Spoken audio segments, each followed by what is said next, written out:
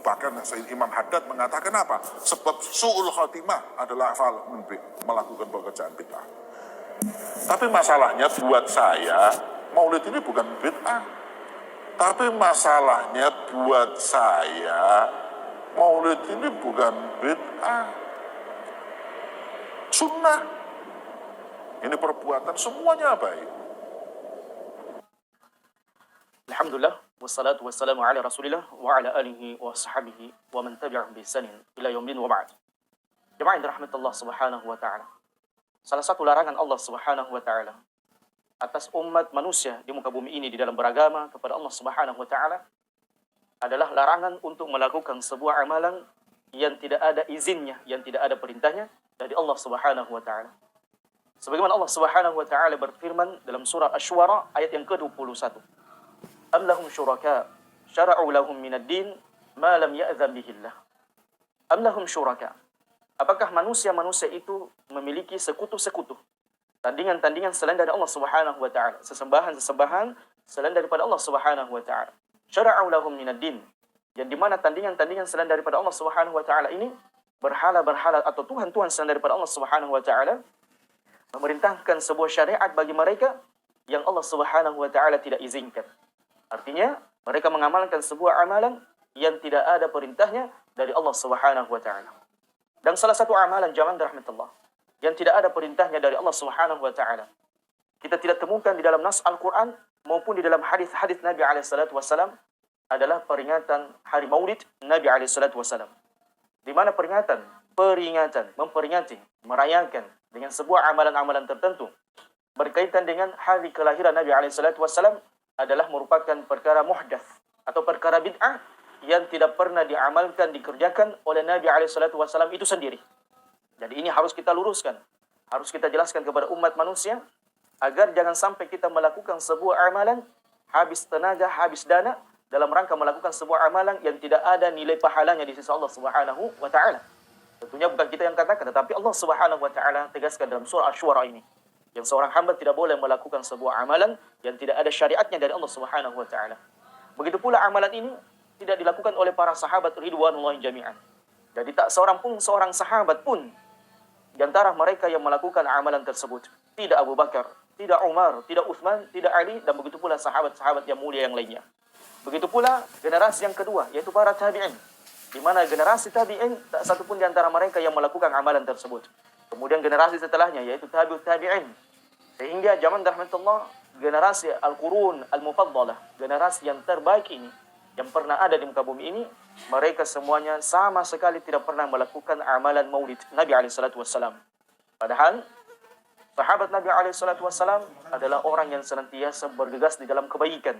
Tidak ada satupun kebaikan mereka, melainkan mereka mendahului kita dalam kebaikan tersebut. Lau kana khairan lasabaquna ilaih. Andaikan perbuatan itu baik, maka tentunya sahabat orang yang pertama kali melakukannya.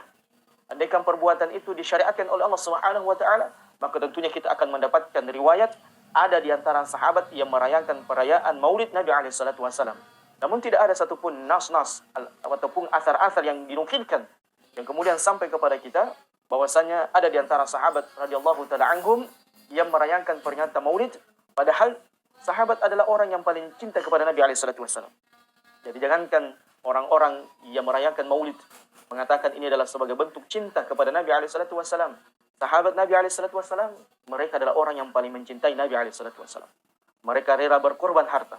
Mereka rela berkorban meninggalkan kota Mekah menuju Madinah, hijrah bersama Nabi alaihi salatu wasallam sebagai bentuk cinta kepada Nabi alaihi salatu wasallam. Bersamaan dengan itu, tidak ada satupun di antara para sahabat ridwanullah jami'an yang mewujudkan cinta-cinta mereka kepada Nabi alaihi salatu wasallam dengan merayakan hari Maulid Nabi alaihi salatu wasallam. Tidak ada zaman rahmatullah. Andaikan perbuatan ini baik, maka tentunya sahabat radhiyallahu taala anhum yang sangat cinta kepada Nabi alaihi salatu wasallam akan pertama kali melakukannya. Nabi alaihi salatu wasallam menyebutkan khairun nasi qarni tsumma alladziina yalunhum tsumma alladziina yalunhum. Sebaik-baik generasi di dalam beribadah kepada Allah Subhanahu wa taala, di dalam menjalankan perintah Allah Subhanahu wa taala dan meninggalkan larangan Allah, sebaik-baik generasi menegakkan sunnah Nabi alaihi salatu wasallam, berlomba-lomba dalam kebaikan adalah generasiku. Itu para sahabat ridwanullah jami'an, kata Nabi alaihi salatu wasallam.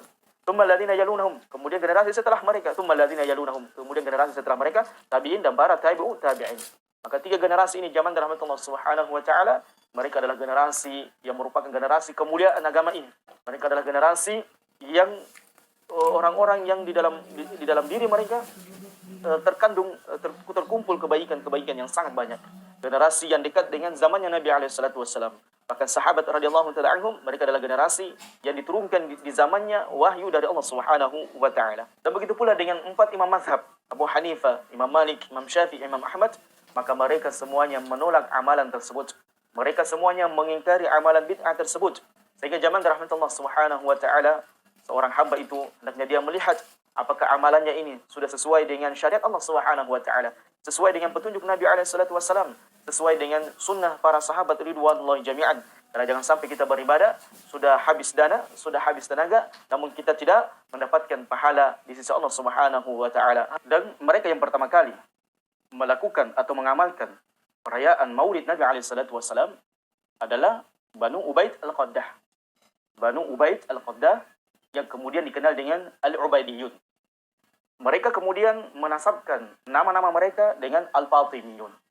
Dan ini terjadi pada tahun ke-104 Hijriah, di mana mereka ini generasi Al-Ubaidiyun memasuki kota Mesir pada tahun 362 Hijriah dan menaklukkan kota Mesir.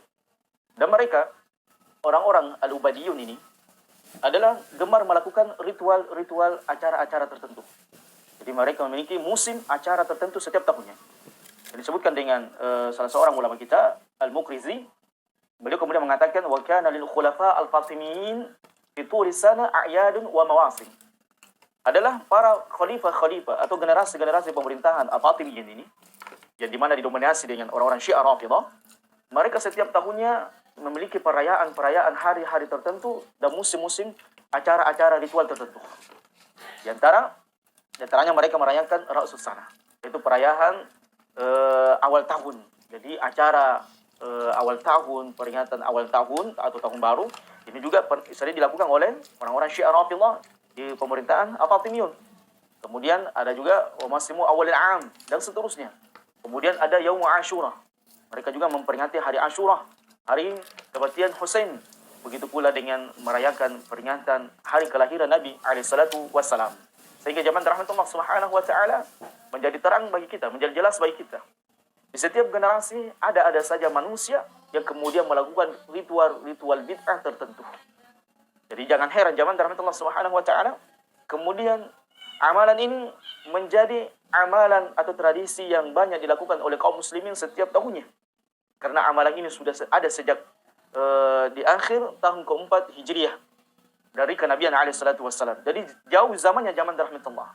Jadi zaman yang terbaik, yaitu para sahabat, para tabi'in, dan para tabi'in tidak pernah mengamalkan amalan ini. Kemudian datang zaman setelahnya yang mengamalkan amalan tersebut, dan ini pun dilakukan oleh orang-orang Syiah Rafidhah. Di mana kita mengenal orang-orang Syiah Rafidhah ini banyak melakukan hal-hal bid'ah, banyak melakukan amalan-amalan atau ritual-ritual kesyirikan di sisi Allah Subhanahu wa taala. Sehingga zaman rahmatullah Subhanahu wa taala, Nabi dengan tegas menjelaskan kepada kita semuanya, man amila amalan laysa alaihi amruna fahuwa raddun. Maka barang siapa yang mengerjakan sebuah amalan yang tidak ada contohnya dari kami, yang tidak ada syariatnya dari kami, fahuwa raddun, maka amalan tersebut tertolak. Dan kemudian Nabi alaihi salatu wasallam juga bersabda, man ahdatsa fi amrina hadza ma laysa minhu fahuwa raddun. Barang siapa yang muhdats, mengerjakan sebuah amalan yang baru yang tidak ada contohnya dari kami, maka amalan tersebut tertolak. Sehingga zaman rahmatullah Subhanahu wa taala, jangan pernah kita melakukan sebuah amalan atau ritual tertentu berkaitan dengan agama Allah Subhanahu wa taala, sebab hal tersebut adalah merupakan perkara tercelah di sisi Allah Subhanahu wa taala. Bahkan Sayyid Imam Haddad mengatakan apa? Sebab su'ul